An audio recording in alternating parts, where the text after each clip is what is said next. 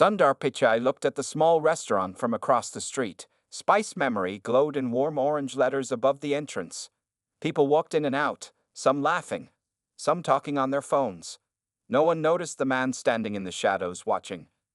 Sundar touched the plain baseball cap on his head. His simple jeans and gray t-shirt made him look like any other person on the street. Tonight, he wasn't the famous tech executive that everyone knew. Tonight, he was just a curious owner checking on his secret investment. 3 years ago, Sundar had put money into this restaurant without telling anyone. He didn't want his name to be the reason people came to eat here. He wanted the food and service to speak for themselves. His childhood friend Arjun had approached him with the business idea, and Sundar couldn't say no. The restaurant would serve the authentic South Indian food that reminded them both of home. The food should bring back memories, Arjun had said. That's how they chose the name Spice Memory. Sundar had one rule when he invested. No one could know he was an owner. Not the staff, not the customers, not even the food critics who wrote good reviews about the place. Only Arjun knew the truth. Sundar checked his watch. Arjun was supposed to be here tonight managing the place, but a text message had changed everything. Family emergency. Had to fly home to Chennai. Restaurant is in good hands with the staff. Don't worry. But Sundar did worry. This was the first time the restaurant had operated without either of them keeping an eye on things. That's why he decided to visit, to see how it really ran when no one important was watching. He crossed the street and approached the door. The smell of cardamom, cumin, and ghee filled the air even outside. His stomach growled. He hadn't eaten since lunch, thinking about enjoying the food at his own restaurant. "Welcome to Spice Memory," said the young hostess at the front. She had a bright smile and didn't look twice at him. Good, his disguise was working. "Table for one, please," Sundar said, keeping his voice casual. He had practiced speaking without his usual thoughtful pauses that people might recognize from his videos and interviews. "Right this way, sir." The hostess led him through the busy dining room. Sundar noticed everything: the clean floors, the happy customers, the efficient movement of the servers. Pride filled his chest. Even without Arjun here, the place ran well. The hostess seated him at a small table in the corner. It was perfect. He could see the entire restaurant from here. "Your server will be with you shortly," she said before walking away. Sundar picked up the menu, though he already knew what was on it. He had tasted every dish during the planning stage. Still, he pretended to read it, watching the staff over the top of the laminated pages. The restaurant looked better than ever. The soft lighting, the comfortable seating, the artwork from different regions of India on the walls. It all came together to create the exact feeling he and Arjun had dreamed of. The customers seemed happy, talking and enjoying their meals. Everything was perfect until he noticed her. A young woman in the server's uniform disappeared behind the partition that separated the dining room from the hallway to the kitchen. Even from this distance, Sundar could see something was wrong. Her shoulders shook slightly. When she turned, he caught a glimpse of her face. She was crying, quickly wiping tears away, trying to compose herself before returning to work. Sundar froze, menu still in his hands, as the server stepped back into the dining room, forcing a smile that didn't reach her red-rimmed eyes. Sundar watched as the crying server moved between tables. Her name tag read Maya. She worked hard to keep her smile in place while serving a family with 2 small children. No one seemed to notice that her eyes were red. No one except Sundar. He lowered his menu when another server approached his table. This one was a young man with a friendly face. "Good evening, sir. My name is Raj, and I'll be your server tonight. Can I start you with something to drink?" Raj had a small notepad ready. "Just water for now, please," Sundar said. "And maybe you can tell me what's good here. I've never been before." Raj smiled. "Everything is excellent, but our butter chicken is what we're known for. The chef uses a special recipe from his grandmother." Sundar knew this was true. The chef, Mr. Patel, had insisted on using his family recipe when they opened the restaurant. The dish had become their most popular item. "That sounds perfect. I'll have that with garlic naan," Sundar said. "Excellent choice, sir. I'll bring your water right away." As Rav walked away, Sundar's eyes returned to Maya. She was now at the register, ringing up a customer's bill. Her hands shook slightly as she counted change. When the customer left, she quickly wiped her eyes again before picking up a tray of food for another table. Sundar felt his chest tighten. Something was clearly very wrong with this young woman, that she was still here working. He wondered why. Most people would call in sick if they were this upset. What made her come to work in this state? Raj returned with water. Your food will be out shortly, sir. Thank you, Sundar said. Then, trying to sound casual, he added, Your staff seems very professional. How long have you worked here? Almost 2 years now, Raj said with pride. It's a great place to work. The owners really care about us. Sundar had to hide his smile at that. He and Arjun had worked hard to create a good environment for their employees. They paid above-average wages and tried to be flexible with scheduling. And that server over there? Sundar nodded toward Maya. Has she been here long? Raj's smile faded slightly. Maya? Yes, she's been here since the beginning. She's usually our best server, but he stopped himself. I'm sorry, I shouldn't gossip about coworkers. Of course, Sundar said. I understand. After Raj left, Sundar continued to observe the restaurant. The food arrived, and it was delicious as always. The butter chicken had the perfect balance of spices, the sauce rich and creamy. The naan was hot and garlic-scented, just right for scooping up the sauce. But Sundar couldn't fully enjoy his meal. His eyes kept returning to Maya. She moved through the restaurant like a ghost, doing her job perfectly, but clearly somewhere else in her mind. Then something happened that made Sundar put down his fork mid-bite. Maya was serving a table near him when her phone buzzed. She quickly checked it, and her face went pale. She excused herself from the table and rushed toward the back again. Without thinking, Sundar stood up and moved closer to the hallway where Maya had disappeared. He pretended to be looking for the restroom. That's when he heard her voice, broken and scared, talking on the phone. Please, Dr. Sharma, there must be something you can do, she was saying. My mother needs that surgery. I can get more money by next month if you can just wait. There was a pause as she listened. But she can't wait that long. The pain is too much. Maya's voice cracked. Yes, I understand. Thank you for your time. Sundar quickly returned to his table before Maya came back out. Now he understood. Her mother was sick and needed surgery they couldn't afford. The weight of this knowledge sat heavy in his stomach as he stared at his half-eaten food.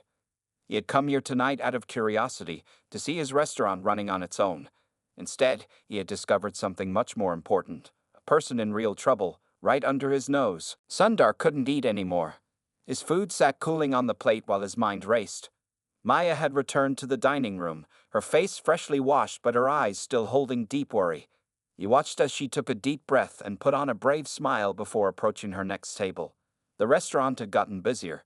The Friday night crowd filled every table now. The noise level rose as people talked and laughed over their meals. Music played softly in the background, traditional Indian songs that Sundar had helped choose for the playlist. Raj returned to Sundar's table. Is everything okay with your meal, sir? You've hardly touched it. The food is excellent, Sundar assured him. I just got distracted. Actually, I was wondering, who is the manager on duty tonight? That would be Mr. Sharma. He's in the office now. Is there something I can help you with? No. Just curious about the restaurant. It seems very well run, Sundar said, trying to sound like a casual customer. I'm interested in the restaurant business myself. Brad smiled proudly. Mr. Sharma has been with us since the beginning. He keeps everything running smoothly, especially when the owners aren't around. The owners aren't very involved, Sundar asked carefully. Well, Mr. Arjun comes in quite often. He's very hands-on. The other owner. Raj lowered his voice. We'd never actually met him. I heard he's some big business person who just provided the money. Very secretive. Sundar had to work hard not to react, so this was what the staff thought of him, just a silent money man. In a way, they were right. He had been too busy with his main job to be present here. I see, Sundar said. That's interesting. Raj was called to another table, leaving Sundar alone again. He noticed that Maya was now serving a large party of 8 people. They were demanding, calling her back repeatedly for more water, extra napkins, another side of chutney. With each request, she nodded politely and hurried to get what they needed. Then it happened. As Maya was setting down a tray of drinks for the large party, one of the men gestured wildly while telling a story. His hand hit Maya's arm, and a glass of red wine spilled all over the white tablecloth and onto a woman's expensive-looking dress.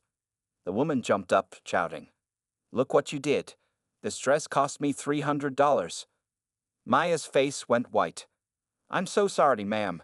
Let me help." "You've done enough," the woman snapped. "Get me your manager right now." Maya nodded quickly and rushed to the back. Sundar could see her hands shaking.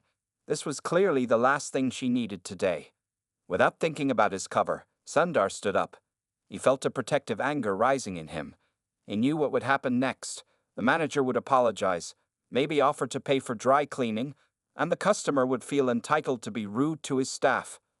Just as Mr. Sharma emerged from the back office with Maya trailing behind him, looking terrified, Sundar stepped forward. "Excuse me," he said, approaching the table with the angry customers. "I saw what happened. It was clearly an accident, and it wasn't the server's fault." Everyone turned to look at him. Maya's eyes widened in surprise. The angry woman frowned. "And who are you?" she demanded. Sundar hesitated. Should he reveal himself? If he did, it would change everything. His quiet monitoring of the restaurant would be over. The staff would treat him differently. But seeing Maya's frightened face, he knew he couldn't stay silent. "I'm..." Before he could finish, Mr. Sharma stepped forward smoothly. "Sir, thank you for your concern, but we'll handle this situation." He turned to the angry woman with a professional smile. "Ma'am, I sincerely apologize for the accident. The restaurant will absolutely cover all cleaning costs for your dress. And of course, your entire meal tonight will be complimentary." The woman's anger deflated slightly at the offer of a free meal. "Well, I suppose accidents happen, but she should be more careful." She pointed at Maya, who looked down at the floor. Sundar stood there, forgotten in the moment but still watching. In just a few minutes, he had learned more about his restaurant than in the 3 years he had owned it.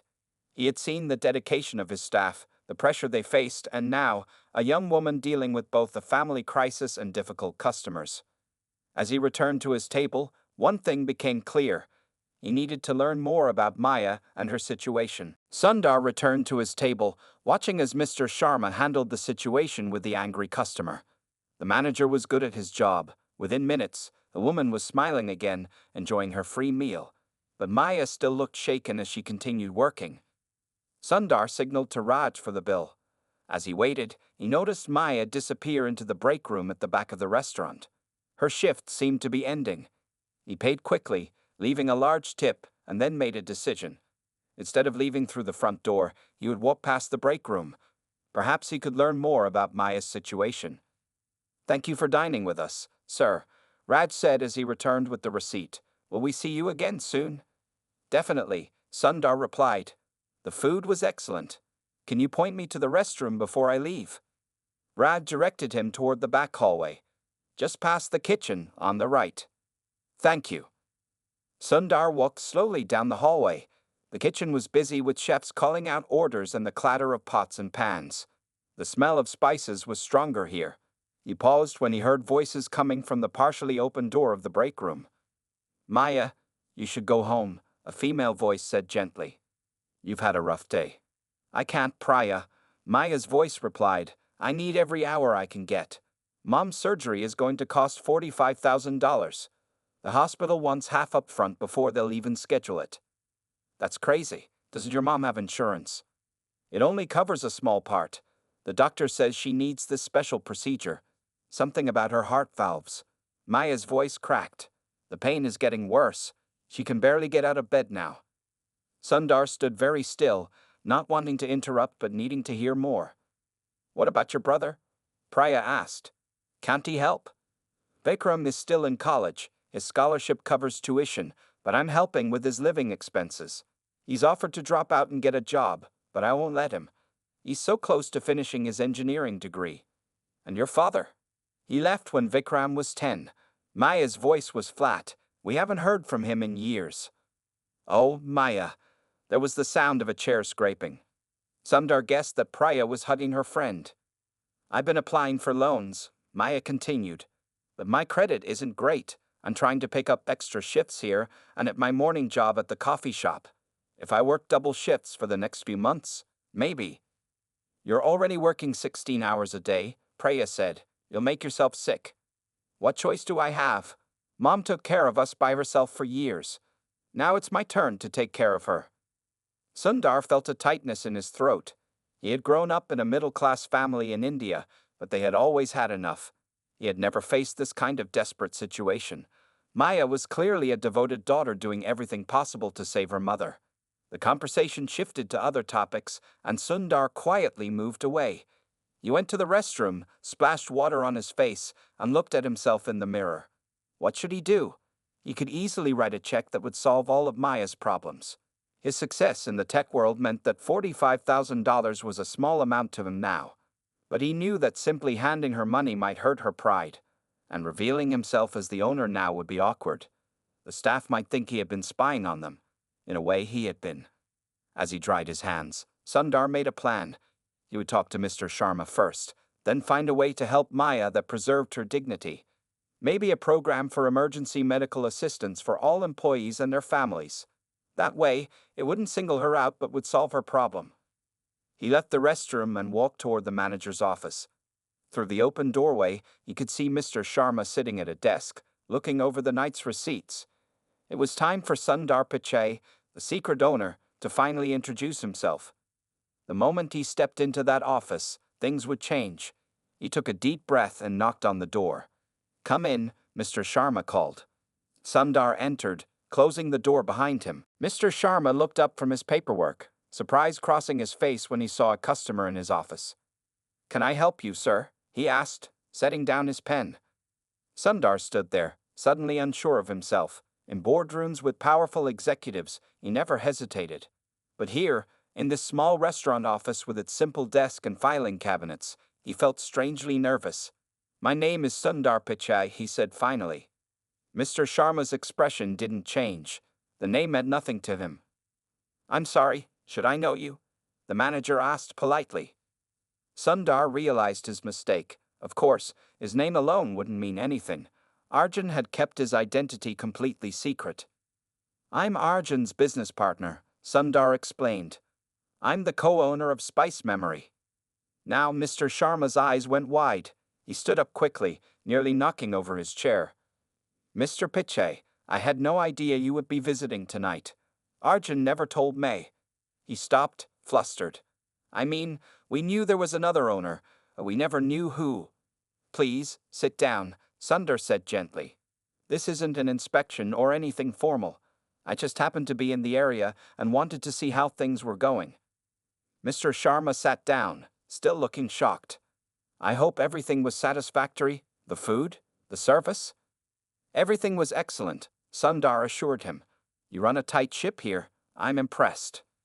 The manager relaxed slightly, but still looked nervous. "Thank you, sir. We try our best." Sundar took a seat across from the desk. "Actually, I wanted to talk to you about one of your servers, Maya." Mr. Sharma's expression became concerned. Did she do something wrong?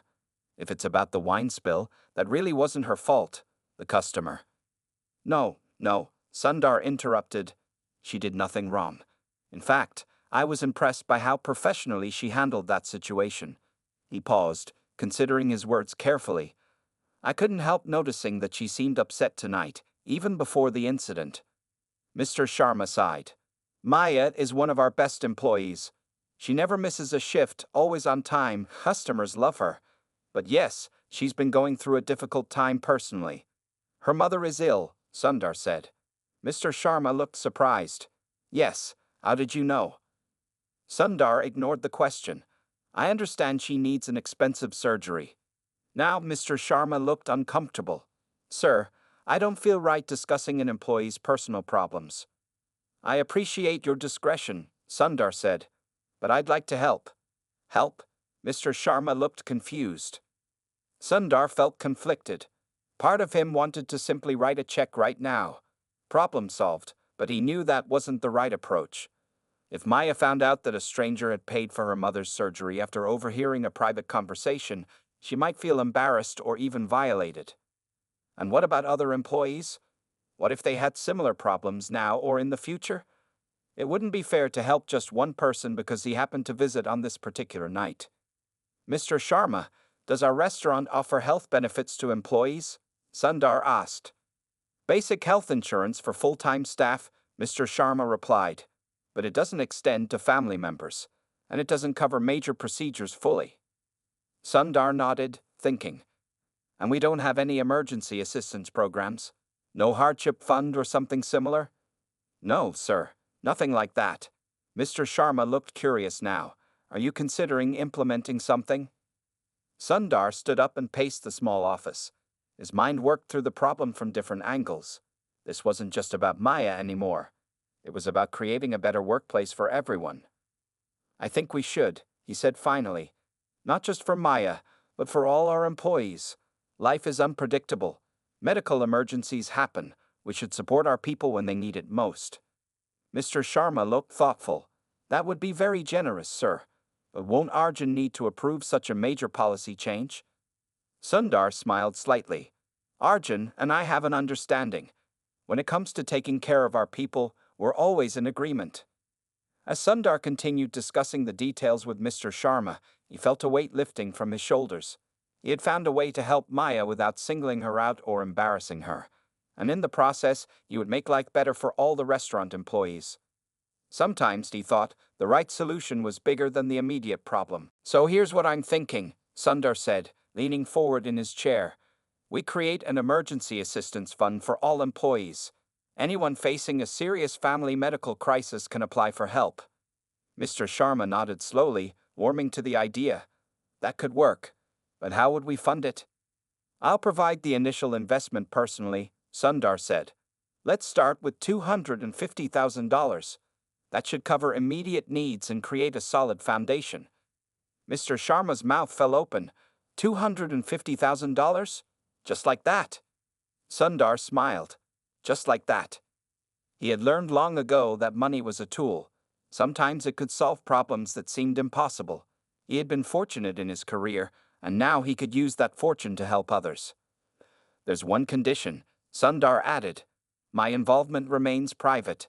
No one can know that I visited tonight or that I'm funding this program. But sir, the staff will wonder where this money came from so suddenly. Tell them the restaurant has been doing well, and the owners decided to invest in their people, Sundar suggested. It's not even a lie. Mr. Sharma looked thoughtful. May I ask why you want to remain anonymous? Most people would want recognition for such generosity. Sundar looked out the small office window. The kitchen staff was cleaning up now that the dinner rush had ended. Through the doorway, he could see Maya collecting her things, getting ready to leave after her shift. Recognition isn't important to me, he said quietly. Results are what matter. Besides, I've found that the best gifts are the ones where the giver stays in the background. Mr. Sharma nodded with new respect in his eyes. I understand, sir. I'll keep your confidence. Good. Now, I need your help with something specific, Sundar said. Maya's mother needs surgery that costs $45,000. I want that to be the first case approved under our new program. Of course, Mr. Sharma agreed. But how do we approach her? She's very proud.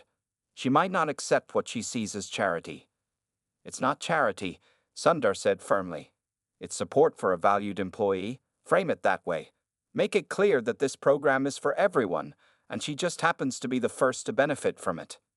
As they discussed the details, a knock came at the office door. Mr. Sharma called, "Come in." Maya opened the door slightly. Sorry to interrupt, Mr. Sharma. I'm heading out now. I closed out my tables and gave my receipts to Raj. Thank you, Maya, Mr. Sharma said. Then he added, Actually, could you come in for a moment? There's something I'd like to discuss with you. Maya stepped into the office, noticing Sundar with surprise.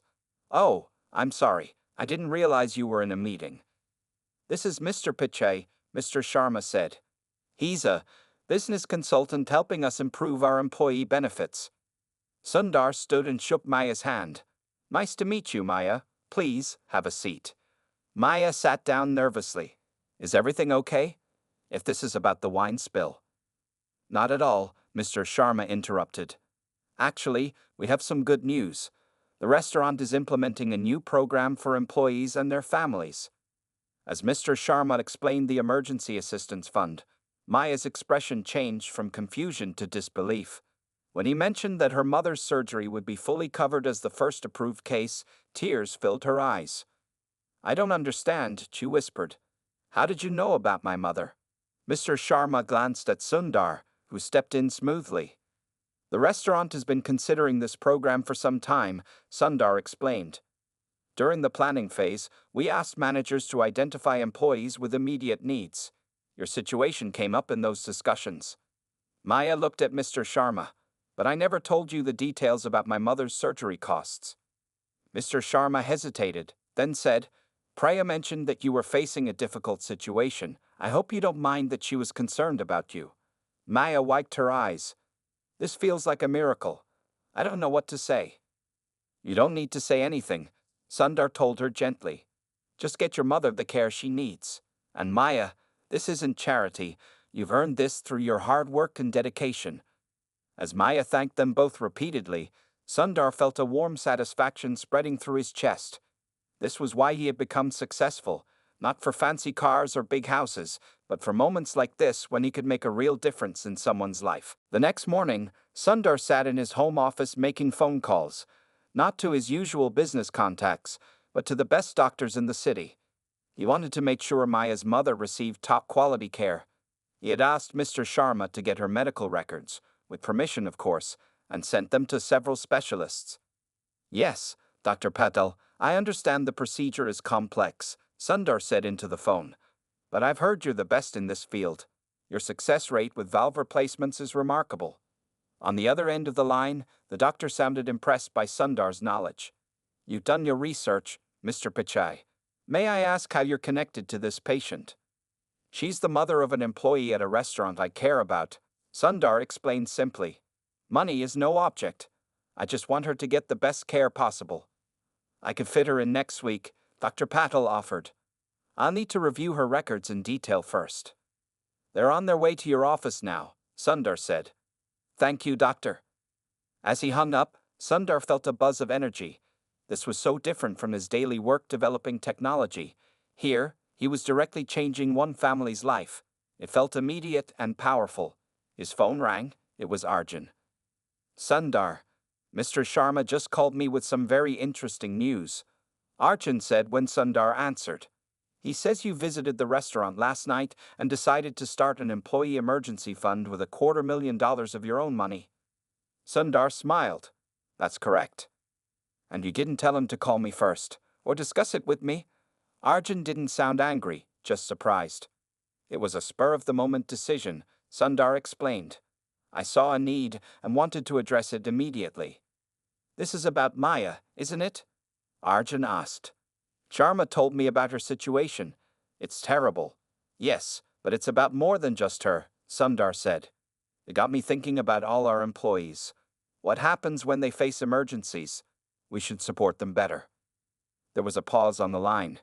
Then Arjun said, "You know, when we started this restaurant, I thought you were just investing because we're old friends.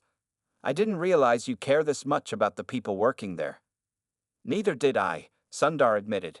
"But being there, seeing them work, hearing their stories, it changed something for me." "Well, I think it's a great idea," Arjun said warmly.